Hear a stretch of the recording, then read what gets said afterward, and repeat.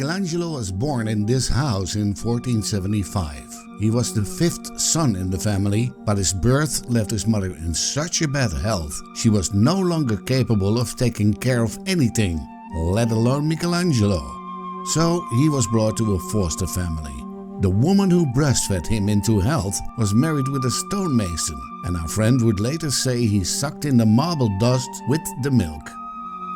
At a very young age it was clear he could draw unbelievably well, and so, only 11 years old, he got an apprentice at the bodega of the famous Ghirlandaio.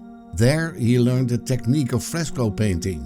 But drawing was not what he wanted to sculpt, and that chance came when he was invited to join the first art academy in the world, the garden of the San Marco Church and Cloister. It was an initiative of Lorenzo de' Medici in Magnifico, who wanted Florence to become the art center of Italy. But there was more to it. Politics. The Medici wanted to upgrade their name and status and become suitable partners for the crowned heads of Europe. An impressive art collection would really help with that. In this garden, Lorenzo and Michelangelo met for the first time.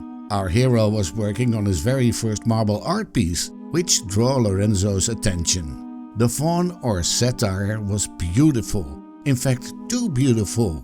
And when Lorenzo remarked, "How can such an old creature still have all his teeth?" Michelangelo took his chisel and tapped out 2 front teeth in one blow. Within 2 weeks, Lorenzo took young Michelangelo under his wing and into his palazzo. For 3 years, he lived and grew up with the de' Medici children until Lorenzo's untimely death in 1492.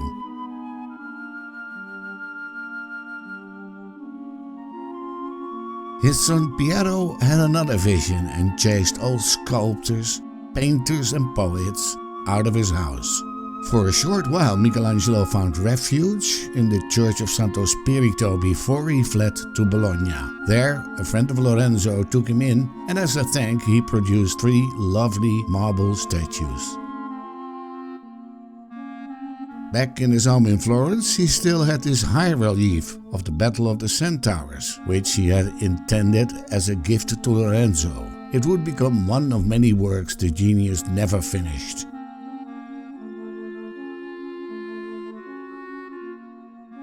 In 1479, we find him in Rome, where he has made his Bacchus for Cardinal Riario. This cardinal insulted Michelangelo deeply by stating he didn't like the work. Bacchus was too drunk in his view.